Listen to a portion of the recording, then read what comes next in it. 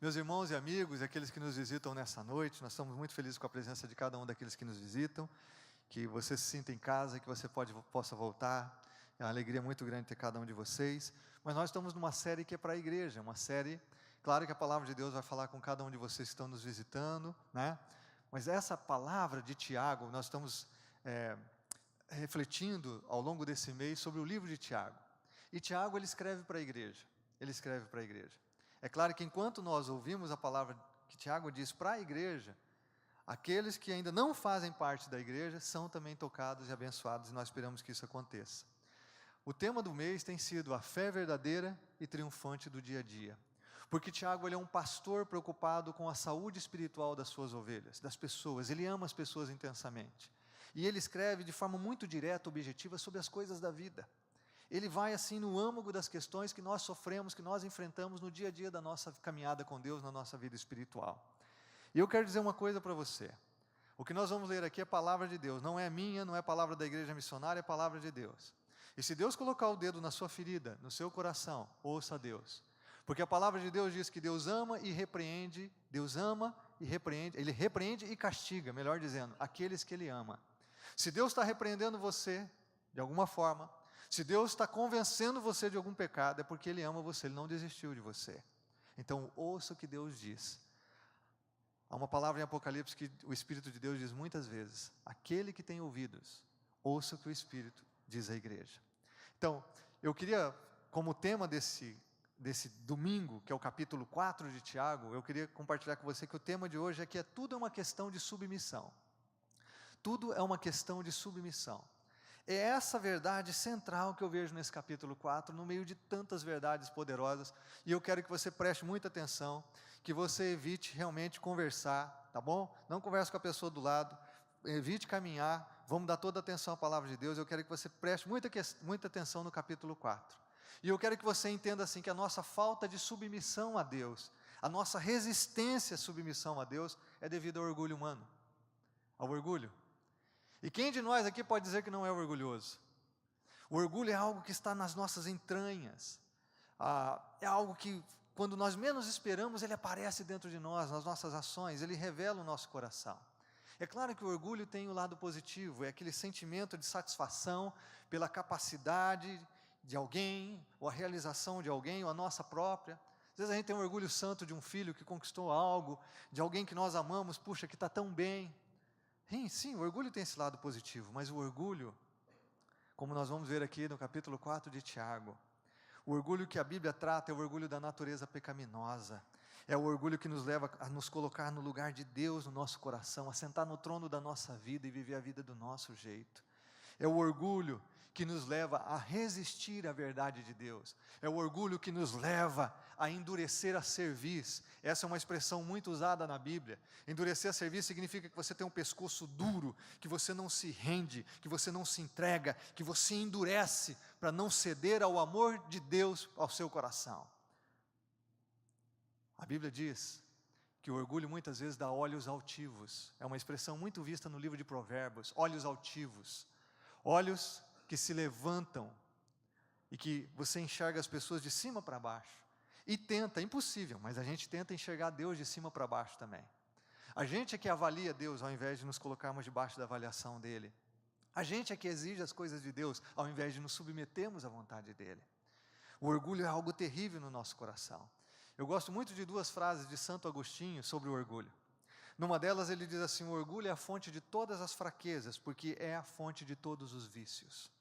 E na outra ele diz assim: foi o orgulho que transformou anjos em demônios, e a humildade que faz de homens anjos.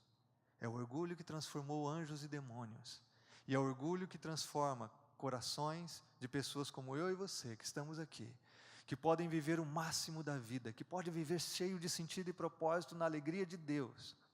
Mas o orgulho nos transforma em pessoas que não se submetem a Deus e por isso, mostram sinais dessa natureza caída e pecaminosa que habita o coração de todo homem. Então eu queria dizer para você que um coração insubmisso, como um produto do orgulho, mostra algumas facetas, alguns outros lados que Tiago revela aqui no capítulo 4, Você pode abrir sua Bíblia no livro de Tiago, capítulo 4, nós vamos meditar nesse capítulo hoje. Mas eu quero fazer com alguns temas, algumas facetas desse coração que não se submete a Deus. Então eu quero compartilhar com você algumas marcas de um coração que não se submete, não é submisso a Deus. E a primeira delas é um coração egoísta. Um coração egoísta. Nosso coração é egoísta desde o nosso nascimento, porque é a nossa natureza humana. Você que já teve filho aqui, a gente não ensina o nosso filho, a gente não chega um dia para o nosso filho e diz assim: olha filho, quando você for na casa do seu amiguinho, você brinca com os brinquedos, bebe o iogurte, come a bolacha, tá bom?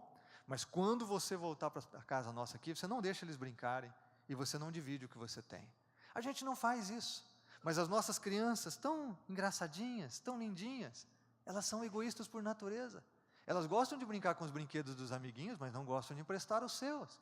Elas gostam de comer a bolacha do pacote do outro, mas não gostam de dar a sua própria bolacha. Porque o egoísmo humano está dentro de cada um, desde a nossa infância. O egoísmo humano. Quando nós não nos submetemos, nós tiramos Deus do nosso coração, e quem está no centro, quem está dominando, somos nós mesmos.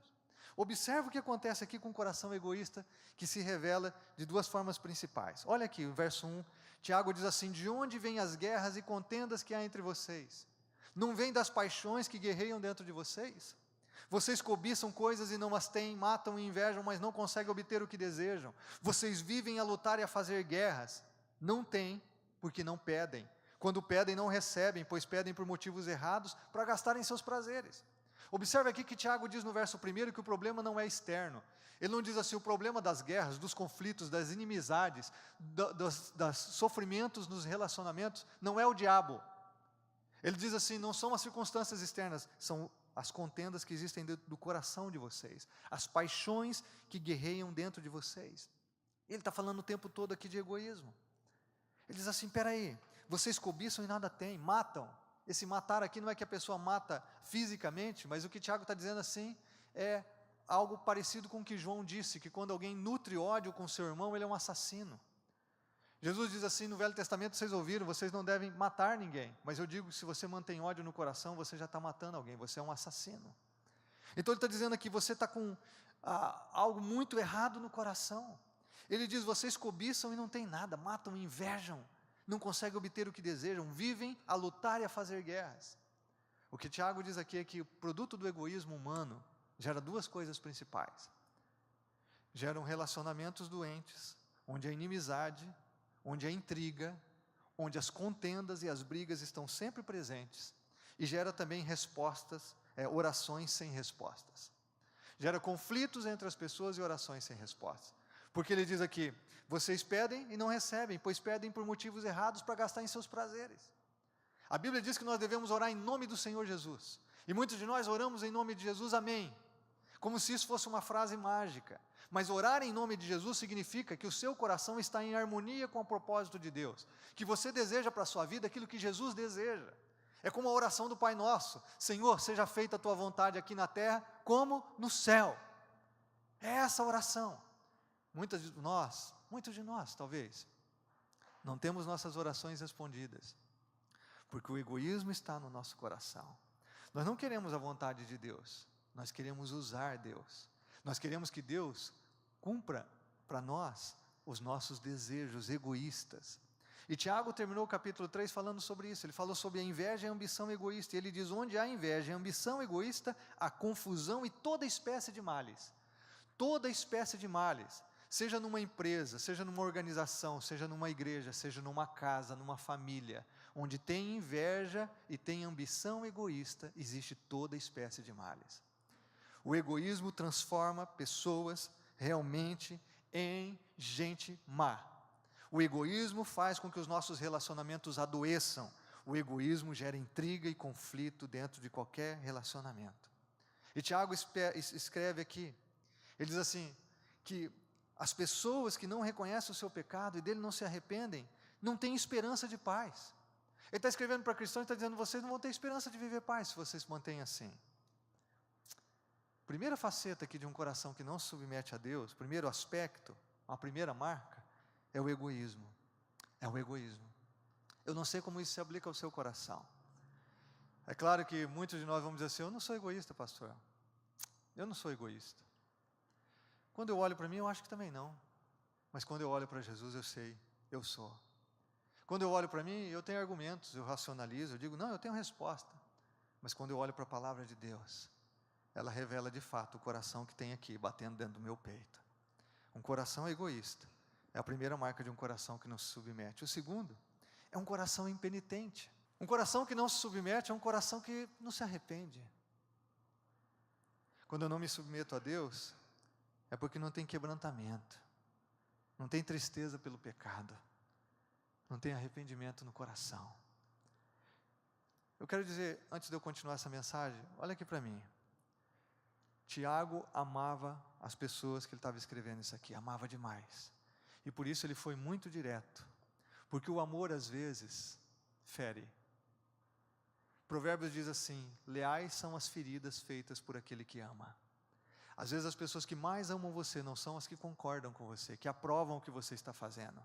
As pessoas que mais amam você são aquelas que vão dizer a verdade a você. E que com o amor vão mostrar a realidade do que está acontecendo com você. Então Tiago ele faz esse diagnóstico. E a segunda coisa que ele trata aqui é de gente que não se arrepende. Observe aqui o verso 6, ele fala da graça. Ele fala, existe a graça maior, mas ele nos concede graça maior. Por isso diz a Escritura, Deus se opõe aos orgulhosos, mas concede graça aos humildes. Portanto, submetam-se a Deus, resistam ao diabo, ele fugirá de vocês. Aproximem-se de Deus, ele se aproximará de vocês. Pecadores, limpem as mãos, e vocês que têm a mente dividida, purifiquem o coração. Entristeçam-se, lamentem e chorem, troquem o riso por lamento e a alegria por tristeza. Humilhem-se diante do Senhor, e Ele os exaltará.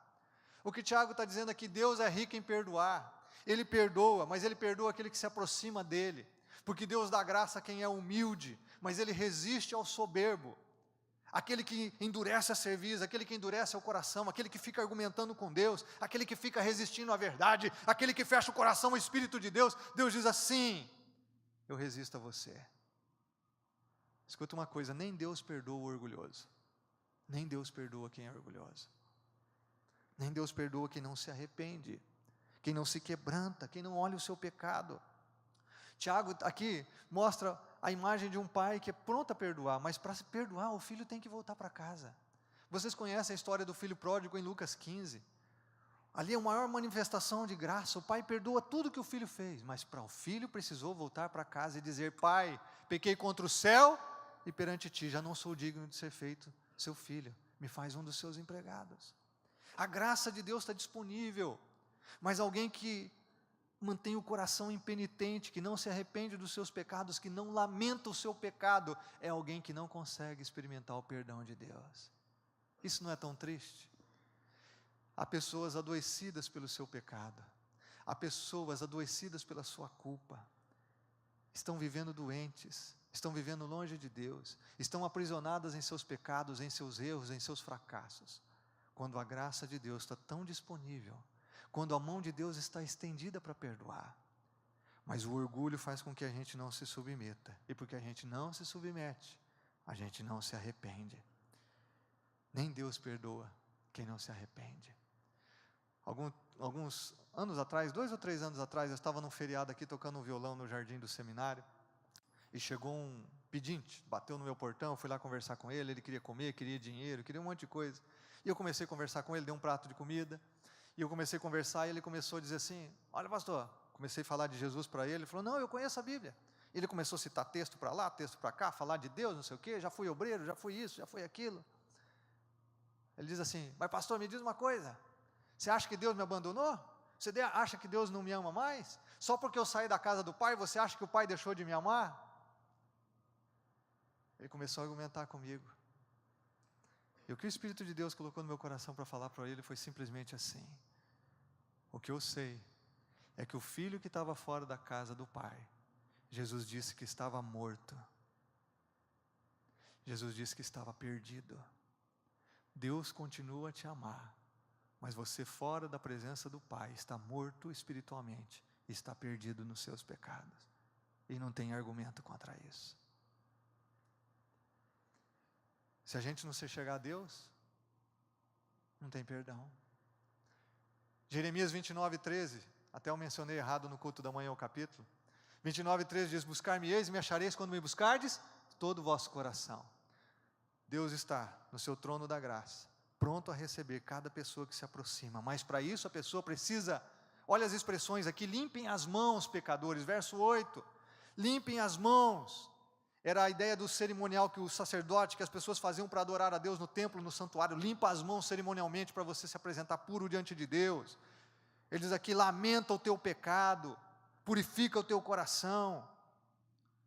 Choro e lamento sempre foram as marcas dos verdadeiros avivamentos ao longo da história. E, irmãos, hoje se prega um evangelho gospel light, prega um evangelho, batiza pessoas. Muitas igrejas, irmãos, batizam pessoas sem estarem casadas, só ajuntadas, batizam pessoas sem ensinar a palavra de Deus antes.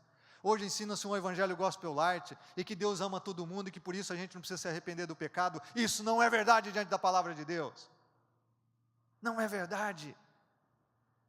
Deus é um Deus santo que nos ama, sim, mas se você quer saber quanto Deus abomina o pecado na sua vida e na minha vida, olha para a cruz de Cristo. Ele abomina tanto o pecado que Ele mandou o Filho dele morrer por mim e por você na cruz. Ele não tolera pecado, Ele não tapa o sol com a peneira, Ele não fica de nenhuma forma sendo complacente com o nosso pecado e a nossa miséria. Se nós fomos confrontados com o pecado, sabemos a verdade, não nos arrependemos, esse pecado vai nos levar para o inferno. Vai nos levar a viver uma vida longe de Deus, e quando a gente morrer, a gente vai para o inferno. É isso que a Bíblia diz. Existe apenas 2 caminhos, irmãos, amigos, todos nós aqui. 2 caminhos só. Ou nós podemos nos humilhar e receber a graça de Deus, ou nós podemos prosseguir na nossa autossuficiência e sofrer a ira de Deus. Tiago é muito claro aqui. A palavra de Deus é muito clara, porque Ele ama a mim e a você. Jesus muitas vezes foi tão direto com as pessoas, e Jesus foi a pessoa que mais amou nesse mundo. O fato de Deus amar a mim e a você não significa que Ele é complacente, não significa que Ele tolera o nosso pecado. A Bíblia diz assim: não entristeçais o Espírito Santo da promessa. Não entristeçais o Espírito Santo com o qual você foi selado para o dia da redenção. Deus se entristece, Ele chora pelo nosso pecado, Ele chora pelo nosso egoísmo, Ele chora pela dureza do nosso coração que não se arrepende. Mas Ele não muda a sua palavra. Ele não vai deixar impune aquele que não se arrepende. Em terceiro lugar, quando nós não temos um coração submisso a Deus, nós temos um coração que julga. Porque a gente se torna julgadores das pessoas. E aqui o sentido é daquele que Jesus diz assim: você tem um cisco no olho e fica olhando a trave do teu irmão. A gente fica julgando as pessoas. Olha o verso 11, o que Tiago diz. Ele diz: irmãos, não falem mal uns dos outros. Não falem mal uns dos outros. Quem fala contra o seu irmão ou julga o seu irmão, fala contra a lei e a julga. Quando você julga a lei, não a está cumprindo, mas está se colocando como juiz. Apenas um legislador e juiz, aquele que pode salvar e destruir. Mas quem é você para julgar o próximo? Tiago está falando aqui dessa atitude soberba, de que a gente vê o pecado do outro e a gente fala do outro, fala mal do outro, não fala com ele. Por favor, entenda aqui uma diferença que a Bíblia ensina claramente, toda a galera aqui precisa aprender isso. A Bíblia diz que nós não podemos julgar o outro com orgulho e falar mal das pessoas, mas a Bíblia diz que cada cristão deve zelar pela fé do corpo de Cristo. E que se eu vejo um irmão pecando, eu vou lá e converso com ele em amor, e digo assim: cara, eu te amo, o que você está fazendo? É isso mesmo que eu estou vendo? Espera aí, cara, eu estou aqui para te ajudar, mas vamos abandonar esse pecado. O corpo de Cristo deve zelar pela santidade do próprio corpo. Se você vê um irmão na fé, indo para o caminho do pecado, da derrota, do vício, na cilada do diabo, e você não fala nada, você é responsável pelo sangue do seu irmão. Você é responsável. De vez em quando chega alguém e fala assim: pastor, deixa eu contar um negócio para o senhor. Eu vi o irmão fulano de tal ali tomando mas não sei o quê. O que o senhor vai fazer? Eu digo assim: o que você vai fazer? Vai lá e fala com teu irmão. Vai lá e fala que você o ama, se o que você viu é isso mesmo. Como é que está isso na vida dele? Ora com ele. Jesus ensinou isso em Mateus 18, você vai lá e não fala do irmão, você fala com o irmão. Se ele te ouvir, você ganhou o teu irmão. Se ele não te ouvir, você leva mais uma testemunha, um parceiro do teu grupo pequeno, um irmão de oração, um jovem que está do teu lado discipulando. Vamos junto conversar com esse cara aqui, senão ele vai se perder. Aí você vai lá e ama de novo. Aí sim, se ele não te ouvir, a Bíblia diz, traz para a igreja. E se ele não ouvir a igreja, você considera ele um desviado. Considera um gentio e um publicano. O que Tiago está falando aqui é que a gente não pode se colocar na posição de juiz para falar mal dos outros, que é o que nós mais somos tentados a fazer. Agora, você chegar numa pessoa com amor e dizer assim, cara, eu te amo, eu estou orando por você, o que está acontecendo na tua vida? Isso é papel de cada cristão. Quando o Tiago fala que você está julgando a lei, que lei é essa? É a lei de Deuteronômio 19, onde a lei em Levítico diz, de Levítico 19, onde a lei diz assim, ama ao teu próximo como a ti mesmo. Quando nós amamos, nós não falamos das pessoas, nós falamos com as pessoas porque nos preocupamos com elas. Nós não nos colocamos como juízes, falando, olha lá, para diminuir o nosso pecado, porque muitos de nós, quando falamos mal dos outros, é para diminuir o nosso próprio pecado. Falamos dos defeitos dos outros para esconder nossos próprios defeitos. É essa atitude aqui que Tiago condena. Agora entenda uma coisa, tem gente que fala assim, ninguém pode me julgar. Entenda o contexto bíblico. Jesus diz assim, vocês devem avaliar os falsos profetas, pelos frutos os conhecereis. Jesus diz sim, que a gente tem que avaliar a fé das pessoas, na perspectiva do amor, na perspectiva de não sermos enganados. A Bíblia diz assim, olha tudo, mas retende o que é bom. Nós temos que ter senso crítico sim, mas nunca para julgar e condenar o irmão, mas para ajudar o irmão a vencer um pecado, porque muitos de nós, irmãos, eu digo aqui sem medo de errar, temos pecados que não vamos vencer sozinhos, e nós deveríamos aprender a confessar nossas tentações e pecados, ou melhor, confessar nossas tentações, antes de termos que confessar nossos pecados. Por trás de todo espírito crítico está o orgulho. O crítico orgulhoso, em vez de humildemente olhar para a sua própria necessidade de graça e de perdão, ele toma o lugar de Deus e fica julgando as pessoas. Em quarto lugar, um quarto aspecto de coração que não submete é o coração presunçoso. É um presunçoso, que se vangloria. Olha o que Tiago diz no verso 13, ele diz, ouçam agora, vocês me dizem, hoje ou amanhã iremos para esta ou aquela cidade, passaremos um ano ali, faremos negócio, ganharemos dinheiro. Vocês nem sabem o que lhes acontecerá amanhã, o que é a sua vida. Vocês são como a neblina que aparece por um pouco de tempo e depois se dissipa. Ao invés disso, deveriam dizer, se o Senhor quiser, viveremos e faremos isso ou aquilo. Tiago aqui está falando da alienação de Deus, da autonomia de Deus, da presunção de que eu posso fazer planos e executá-los. Eu esqueço que eu sou ser humano, que eu sou limitado, que eu não posso fazer todas as coisas. Eu esqueço que eu não tenho controle de nada. Irmãos, nós não temos nenhum controle, nós nem sabemos se vamos chegar em casa essa noite. E aí a gente se enche de planos. Planos que não submetemos a Deus, planos que não colocamos diante de Deus, que não pedimos a bênção de Deus, porque vivemos como se fôssemos independentes de Deus. Esse tipo de presunção é que Tiago trata aqui. E aí ele fala dessa imprevisibilidade da vida. Ele diz assim, a vida de vocês é como uma neblina. Que planos é esse que você está fazendo sem Deus?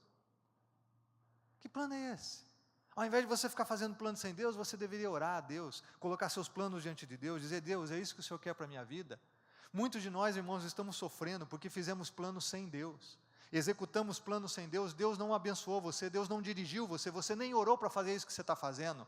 E depois você sofre as consequências. Muitos de nós metemos os pés pelas mãos, fazemos o nosso plano no papel e saímos executando. E aí tudo dá errado, depois a gente pede, Jesus, tem misericórdia de mim, seja meu socorro.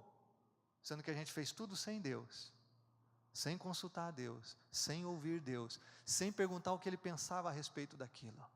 Isso significa que a nossa vida não é submissa a Deus, que nós não estamos nem nos importando com o que Ele tem para a nossa vida. Isso significa, irmãos e amigos, que o nosso coração é presunçoso.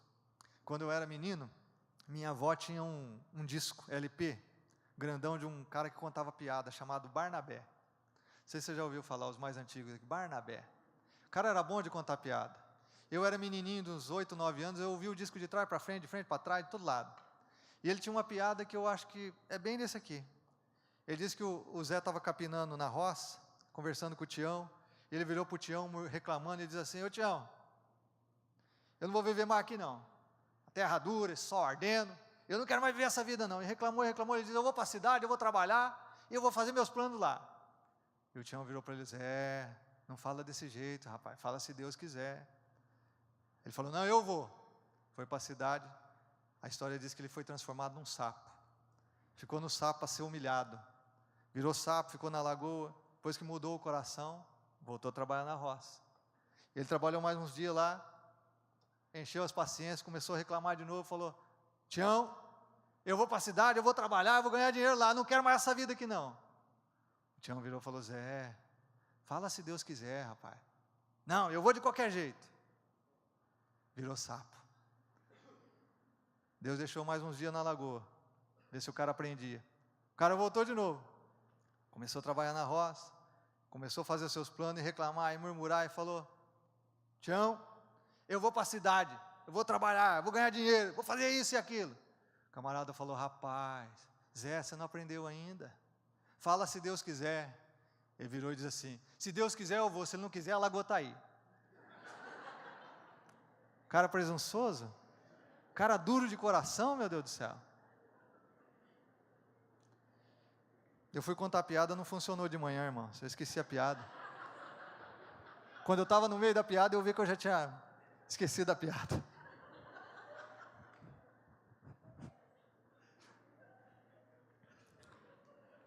Alguns de nós somos assim. Alguns de nós erramos na vida e continuamos errando. E a palavra de Deus, ou alguém chega para você e fala, rapaz, submete seu coração a Deus, seus planos a Deus. E você continua com o coração endurecido, presunçoso. Essa frase, se o Senhor quiser, os adolescentes, os jovens hoje não falam muito. Mas na minha época, quando eu era mais menino, eu sou ainda um meninão meio novo, mas quando eu era menino, quando o vô falava, a gente sempre falava essa expressão, se Deus quiser, a gente sempre falava isso. Mas, meus irmãos, deixa eu dizer uma coisa, não é só uma frase mágica, se Deus quiser. Essa expressão aqui significa que você sentou diante de Deus, que você colocou o seu desejo diante de Deus, que você orou a respeito, que você alinhou o teu coração com o coração de Deus e que você quis escutar o que Deus tem para te falar, que você se colocou na presença de Deus para ouvir o que é a vontade dEle para essa área da sua vida. E por isso você pode dizer assim, se Deus quiser, porque você sabe que você não é Deus, que você não tem controle nenhum sobre a tua vida, você nem sabe se vai estar vivo amanhã, e por isso você colocou a sua vida nas mãos de Deus, e submete a Ele os seus planos. Olha o que ele diz no verso 16 e 17, ele diz, agora vocês se vangloriam das suas pretensões. Tiago diz assim, toda essa vanglória é maligna, você que faz planos sem Deus, você está agindo de forma maligna, isso vai destruir você, isso vai separar você de Deus. Ele diz, pensem nisso, pois quem sabe que deve fazer o bem e não faz, comete pecado. Esse texto nós podemos usar de forma genérica, falando do pecado da omissão. Às vezes a gente pensa que pecar é só matar, roubar e estuprar. Pecado é deixar de fazer o bem, é deixar de fazer aquilo que Deus diz para você fazer. As pessoas vão para o inferno não é porque mataram, roubaram ou adulteraram, as pessoas vão para o inferno porque elas não fizeram o que deveriam fazer.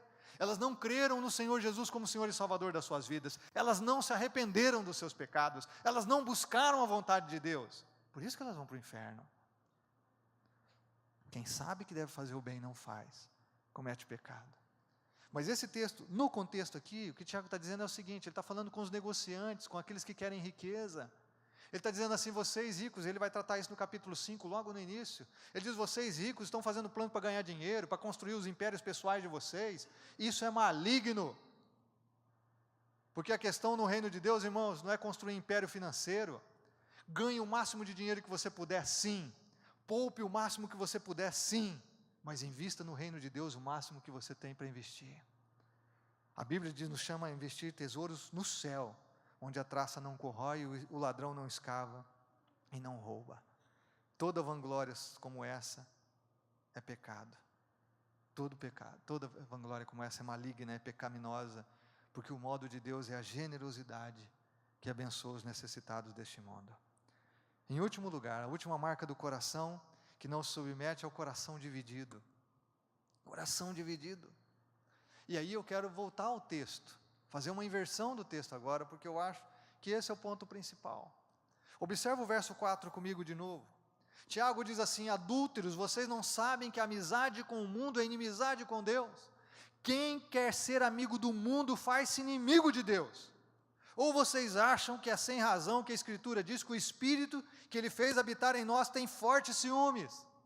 Preste atenção nessas palavras. Tiago chama os cristãos de adúlteros, porque essa é a expressão no Velho Testamento, porque o povo de Israel ficava adulterando, adorava a Deus e queria adorar os outros deuses, ao Baal, ao Moloque, e Deus diz assim: vocês são adúlteros, adúlteros.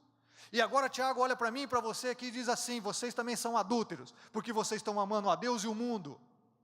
Vocês querem andar com Deus, mas querem servir o mundo, quer ter o prazer do pecado, quer fazer o que todo mundo faz. Tiago diz assim: isso aqui não, Deus não admite isso. Na minha experiência pastoral, eu já tratei vários casos de adultério, de homens e de mulheres. E sabe uma coisa que eu sempre constatei, quando essa pessoa não está arrependida? É que ela sempre quer ficar com as duas. O homem adúltero, ele quer ter a mulher que cuida da roupa dele, da casa dele, dos filhos dele, quer ter a mulher do prazer. E já teve homem para dizer para mim assim: é que eu amo as duas, pastor. Ama nada. Você não ama nenhuma. Você usa as duas. Você usa que cuida de você e usa que te dá prazer. Porque o adúltero é egoísta. Egoísta. Na verdade, ele usa as duas. A mulher adúltera é a mesma coisa. Ela usa o homem que deu filhos para ela, que cuida dela, que sustenta a casa, e ama o homem que dá prazer para ela. O adultério é produto de egoísmo. O que adultera usa as pessoas em prol do seu benefício próprio. E quando Deus diz aqui: você é um adúltero, Deus está dizendo a mesma coisa. Deus está dizendo para mim e para você o seguinte: você está me usando, porque você sabe que eu sou a verdade, você quer aliviar a tua consciência, você sabe que um dia eu vou julgar você, mas ao mesmo tempo você quer usar o mundo. Você quer usar o mundo, você é amigo do mundo. E Deus diz claramente aqui: aquele que é amigo do mundo é inimigo de Deus. E mundo é o sistema de valores, de corrupção, de mentira, de intriga, de injustiça que impera nessa sociedade, de permissividade sexual, de promiscuidade, de desrespeito, de falta de civilidade. Isso é o mundo. E Deus diz aqui claramente: se você é amigo do mundo, você se tornou meu inimigo. E aí a gente para pensar: puxa, como que a gente pode se tornar inimigo de um Deus de amor tão grande? Como é que Deus pode dizer que Ele se torna o meu inimigo? É porque a nossa incoerência, o nosso coração dividido, o nosso coração insubmisso, é uma afronta contra o amor de Deus, contra a graça de Deus, contra a santidade de Deus. Diz aqui: você é meu inimigo. Você se torna meu inimigo. Porque Jesus mesmo disse assim: não tem como servir a dois senhores. Não tem como você servir a Deus e o dinheiro. Jesus diz: aquele que não é por mim é contra mim. Se você comigo não ajunta, você espalha. Não tem 3 caminhos, 4 caminhos, não tem evangelho gospel light, irmãos. Mas Deus me ama. Deus te ama tanto para confrontar o seu pecado. Deus te ama tanto para falar com clareza a você que você tem que abandonar o teu pecado. E assim são aqueles que amam Jesus. Aqueles que amam a Jesus vão falar com você em amor e vão confrontar você porque te amam. Se você tem um filho de 5 anos, que vai sair da igreja aqui no final do culto, numa avenida movimentada, e você vê ele indo para a calçada e você não faz nada, você não ama o teu filho. Se eu e você estamos vendo alguém indo para o pecado, para a cilada do diabo, sendo preso pelo vício, e nós não falamos, não fazemos nada, não oramos por essa pessoa, nós não amamos essa pessoa. Se Deus não confrontasse a mim e a você no nosso pecado, Ele não seria um Deus de amor. Se Deus não falasse palavras duras, sim, difíceis de ouvir, mas não falasse para nós, Ele não seria um Deus de amor. Um pai que não repreende o seu filho, não ama o seu filho. Hoje nós temos pais que deixam os filhos fazerem tudo. A menina é moça, dorme com o namorado dentro de casa, o menino traz as meninas para dentro de casa, transa dentro de casa. Gente, isso aí não é amor. O amor, o pai põe limite. Espera aí, aqui dentro de casa não. Eu amo você, isso vai destruir sua vida, isso está errado. Quem ama filho põe limite, quem ama filho disciplina, quem ama filho corrige. E por isso Deus diz na palavra: eu castigo e repreendo aqueles que eu amo. E quando você está sendo repreendido, é porque eu amo você. Se eu não repreendesse, se eu não falasse a verdade, eu não amaria você. Olha o verso 5 aqui. Ele fala: o Espírito de Deus tem ciúme. E às vezes a gente entende o ciúme de Deus como o ciúme humano. Deixa eu ilustrar isso aqui para você. Se eu saísse no final do culto aqui, minha esposa Andréia estivesse ali conversando na calçada, e eu olhasse, e tinha um camarada boa pinta, Homem não acha homem bonito. A gente fala que é boa pinta, simpático. Tinha um cara simpático ali na calçada, e o cara estava com uma Ferrari. Eu olhei assim, pô, o cara bonitão. Não, bonitão não, boa pinta. A Ferrari. Eu ia ficar com ciúme. Porque a gente fica com ciúme de quem tem mais que a gente, ou parece melhor que a gente. Eu ia já chegar ali na escada e falar, ué, o que aconteceu aí, mulher? Ué, alguma coisa errada aí? Agora, se eu saísse daqui do culto, eu vi esse André na calçada ali, mas tinha um camarada, carrinho de papelão, com uns 3, 4 cachorros vira-lata, caminha atrás do carrinho, talvez eu nem ia falar nada. Porque eu ia achar que aquele camarada não representa perigo. Esse é o ciúme humano, mas o ciúme de Deus não é assim. Deus não tem ciúme de você porque Ele tem medo que você vai encontrar alguém melhor que Ele. Deus tem ciúme de você porque Ele não quer que você fique com o pior. Deus não tem medo da concorrência do mundo, Ele não acha que você vai encontrar alguém melhor para cuidar de você, para amar você, para caminhar com você. O ciúme de Deus é porque Ele não quer que você fique com o pior, Ele não quer que você viva longe do amor dEle, Ele não quer que você perca a proteção dEle, a companhia dEle, a amizade dEle. Deus não sente ciúme de você porque Ele acha que você vai achar alguém melhor. Ele sente ciúme de você porque Ele não quer que você fique com o pior. Ele tem ciúmes de você. O Espírito que habita você tem ciúmes. Teu coração não pode ser adúltero. Teu coração não pode ser dividido. Eu vou terminar com o final desse texto, mas eu quero abrir um coração aqui como pastor, os que nos visitam, entenda assim que às vezes a gente é uma igreja séria, a gente é uma igreja que prega a Bíblia. Se você está procurando uma igreja que prega a Bíblia, nós estamos aqui para pregar a Bíblia. Não é para ficar amansando lobo não, nem entretendo lobo. Nós não estamos aqui para ficar falando, brincar de igreja, irmão, nós estamos aqui para ser igreja. Agora deixa eu dizer uma coisa para você, eu vou falar em termos gerais, porque hoje o cristianismo é assim. É uma vergonha hoje como o mundo está no coração da igreja, irmãos. Você vai em festa de casamento de cristão, você vai lá, faz uma cerimônia de casamento, prega a Bíblia, ora pelos noivos. Depois que tem a cerimônia, meus irmãos, vira um bate-coxo, um ralabucho, vira uma festa igual de não crente aí. Coisa vergonhosa. Você vai numa festa de 15 anos de uma menina que cresce na igreja, ao invés dos pais fazerem uma cerimônia onde Deus é exaltado, onde tem testemunho da fé, onde tem uma oração, você vai em aniversário de crente da igreja que não tem uma oração. Não tem uma oração de gratidão a Deus pelo ano de vida.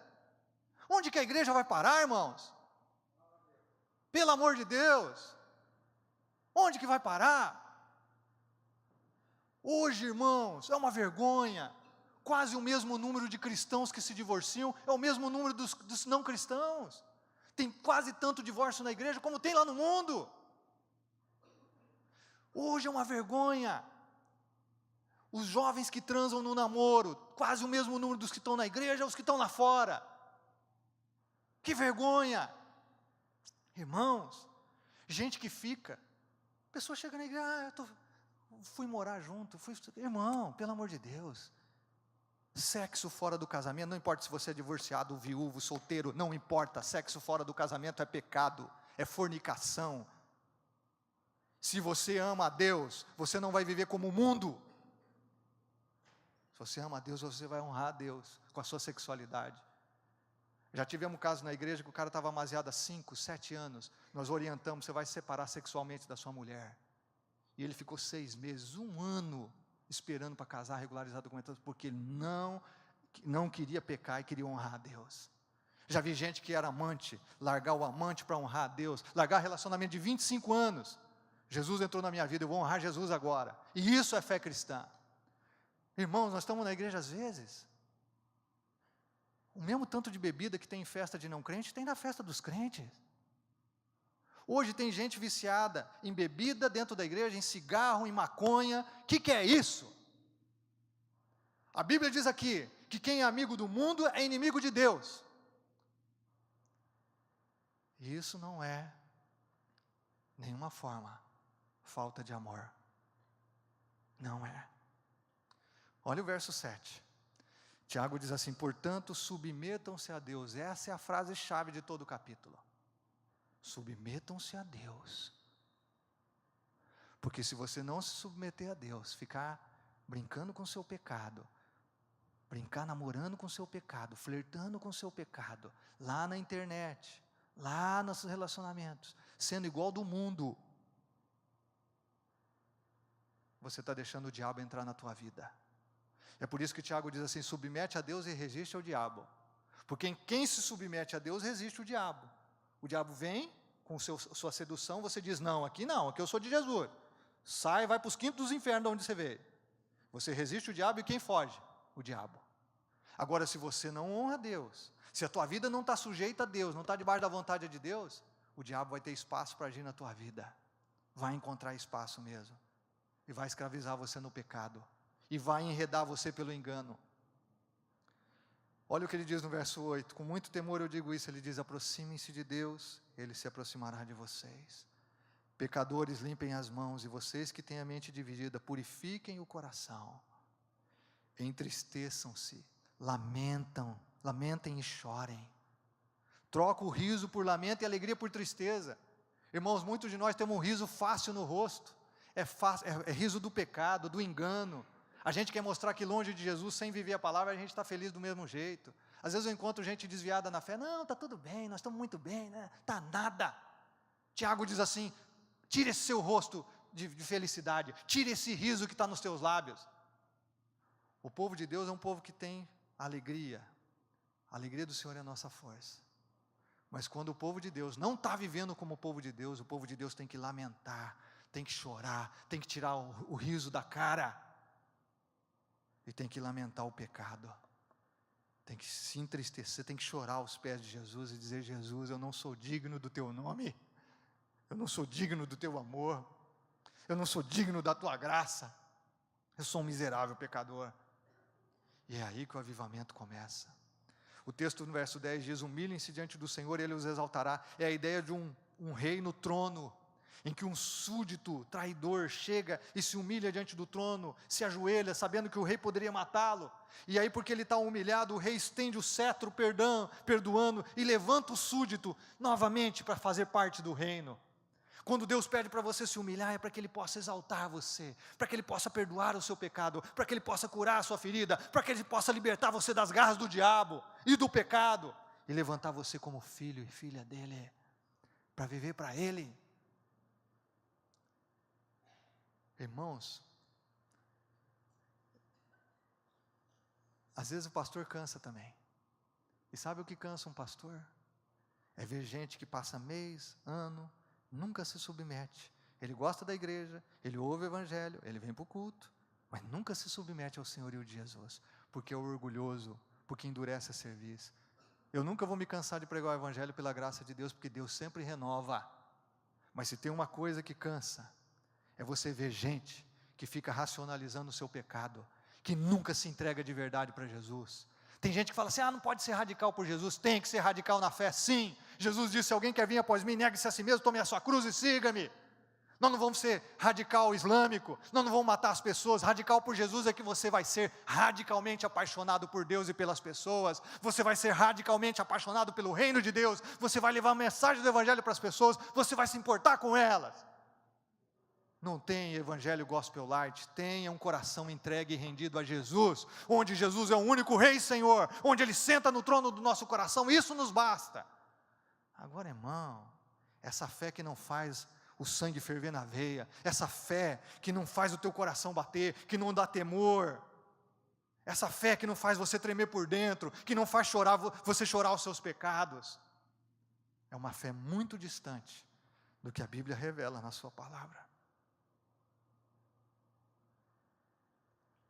Quanto de nós, irmãos, o tempo está passando, e a gente vive os mesmos problemas de sempre, os mesmos pecados de sempre, as mesmas mediocridades de sempre, e a razão é porque nós não nos submetemos a Deus, vivemos como todo mundo vive, sem a esperança da vida eterna, sem o poder do Espírito, sem a autoridade do Espírito, porque nós não nos submetemos a Deus. Brincamos com o pecado nos domina, nós não conseguimos dizer não, Satanás faz o que quer na nossa vida. Por quê? Porque nós não nos submetemos a Deus. Porque quando estamos submissos a Deus, nós somos vitoriosos em Cristo. Nós temos poder para dizer não à tentação. Temos poder para dizer não ao pecado. Temos poder para resistir o diabo e ele que vai fugir. Portanto, submetam-se a Deus.